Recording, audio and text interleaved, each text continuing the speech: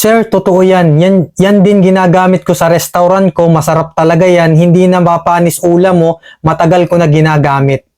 Kita nyo na guys. Comment to ni Idol dun sa vlog ko na Ginisa Mix or Magic Sarap ng Japan.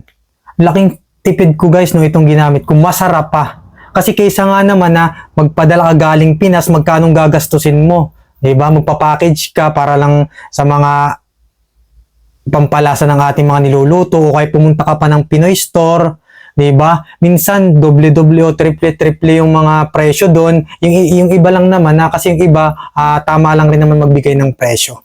Yan. Mas malaki kaysa mag-online pa tayo.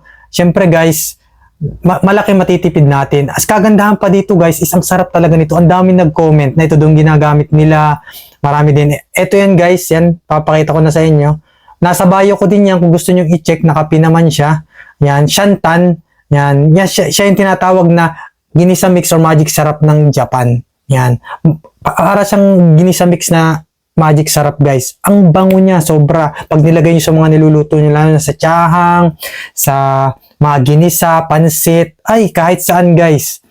Ano na siya? All seasoning na siya guys. Yan. Marami pa akong gustong i-share sa inyo. Kung gusto nyo malaman ang mga yon, just follow me. This is your boy Benju once again.